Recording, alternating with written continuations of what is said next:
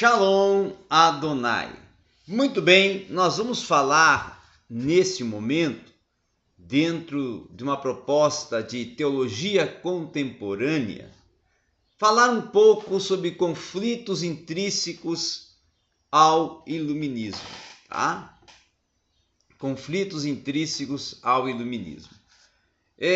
Quando falamos de conflitos dentro do próprio iluminismo, nós precisamos primeiramente pensar e entender em alguns desenvolvimentos teológicos, tá? Há conflitos que dentro do iluminismo, inclusive, nos mostram e vão nos mostrar a imagem cinzenta desse período que não vem a ser verdadeira, tá? Uma outra questão também é que vai se tratar certamente de uma época que foi infinitamente mais rica do que em geral possamos imaginar, porque foi uma época de construção de pensamentos, ideias, projetos científicos, não é?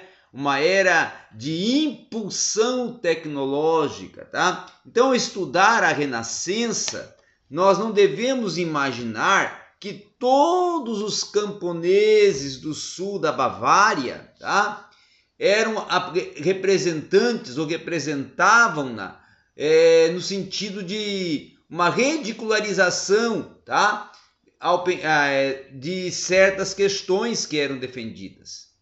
Tá?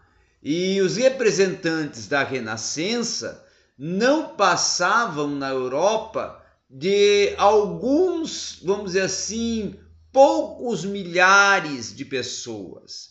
Era a classe intelectual, tá? A classe que estava disponível e disposta a desenvolver um novo tempo, né? Então essas pessoas eram aquelas que tinham uma consciência de situação, primeiramente, e se tornaram os líderes intelectuais do futuro, aqueles que geraram o legado que está sendo vivenciado hoje.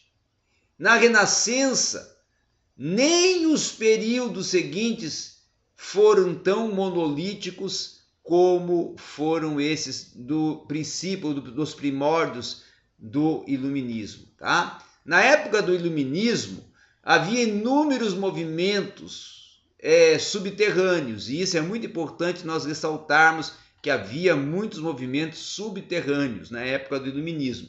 Ocasionalmente, inclusive, subiam esses movimentos à superfície e se revoltavam contra a situação que estava ocorrendo no contexto social, cultural e político, tá? Nunca conseguiram, por sinal, dominar a situação. Essa é uma grande verdade. E nem chegaram também a impedir o triunfo da burguesia do terreno intelectual. Tá? É uma outra questão também a ser considerada. Ou até mesmo do terreno no aspecto econômico e também, claro, no aspecto sociocultural. Tá?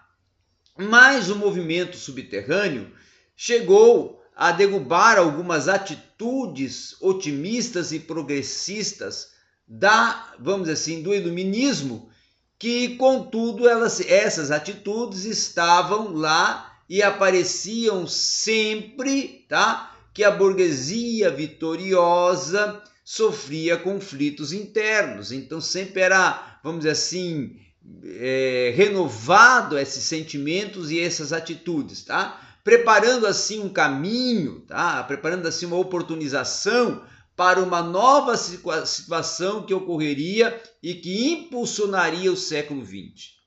Tá? Precisamos então mencionar com isso, e vamos agora nos direcionar ao importante papel que vai surgir nas discussões teológicas posteriores, ou seja, nas próximas discussões teológicas que vão surgir a partir deste momento. Tá? Primeiro, o pessimismo cósmico. O primeiro movimento subterrâneo, tá?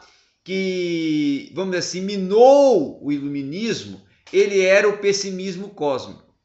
Era denominado pessimismo cósmico. E ele se tratava do quê? de uma reação a eventos naturais de proporções catastróficas. Então esse era o alvo desse movimento. E qual foi a atitude então desses teólogos do século XVIII concernente a essa circunstância? Eles vão tomar o rumo, tá, de um otimismo que até podemos chamar de um otimismo teleológico, tá? Com a significação de um alvo proposto, aonde havia um otimismo básico relacionado, tá, com o propósito divino da criação. Então, o alvo era tratar questões do propósito divino da criação do mundo. Qual era, então, o verdadeiro propósito de Deus com a criação do universo? Criar o universo, então, de tal maneira que todas as coisas viessem a corresponder para o bem do homem, tá? E as descrições dos teólogos, então, do iluminismo, era sempre mostrarem a sabedoria que devia ser retratada e encarnada em Deus como Criador, não é?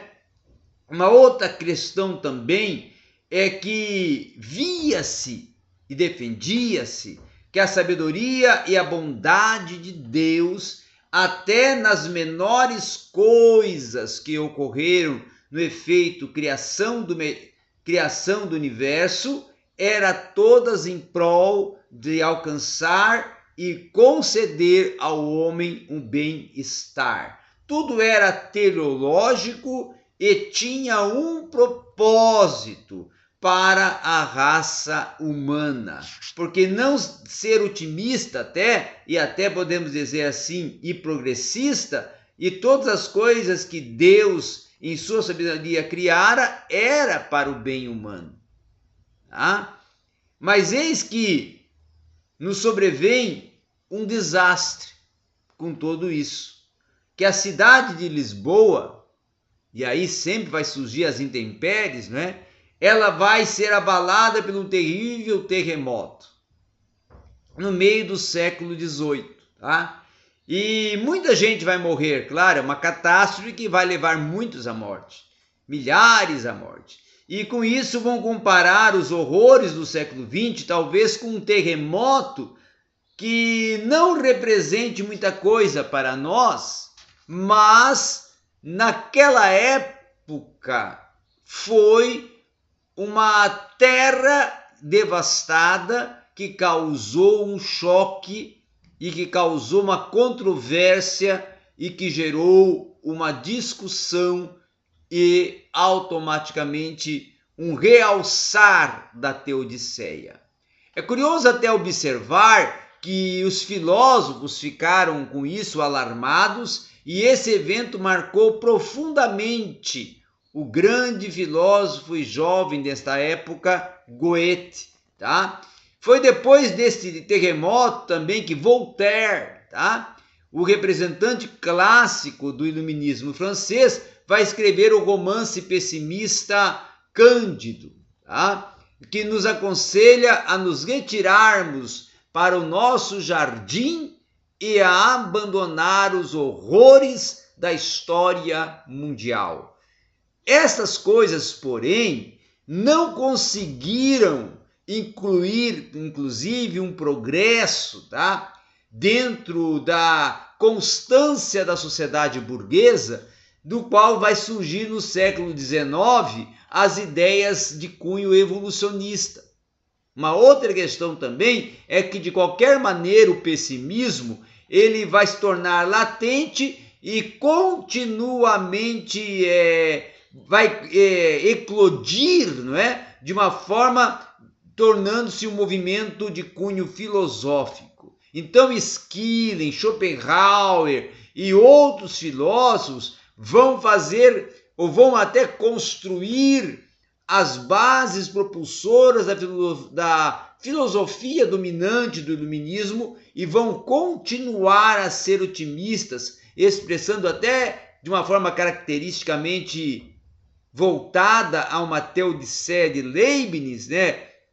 Dando aí um ressuscitar da teodiceia de Leibniz, lembrando, como já até tratamos sobre o assunto, que teodiceia vem de duas palavras gregas, theos, e a outra é dik, justiça. Então teodiceia vai significar o quê? Justificar Deus em face aos males deste mundo. Tá? Então a teodiceia de Leibniz, ela era, no entanto, bem mais profunda do que o uso, do que se fazia, do que se traçava a filosofia otimista do iluminismo. Achava-se que se Deus criasse um mundo finito, não poderia superar os limites da finitude. Tá? E Deus teria que aceitar esses limites juntamente, inclusive, com os males daí decorrentes. Tinha que se tornar esse, então, um risco. E se tornava esse risco, supondo que Deus se decidiu pela criação deste mundo e fê-lo melhor do mundo possível, tornou-lhe o melhor mundo possível. E a frase tornou-se o slogan dessa defesa dessa tese. Então, quando a reação pessimista predominou, ela passou a ser tida como uma posição irônica e foi olhada como um certo, vamos assim, desprezo e que não foi tão bem considerada. Tá? O que Leibniz realmente queria era dizer que não era que o mundo fosse totalmente bom, mas que tendo que haver um mundo,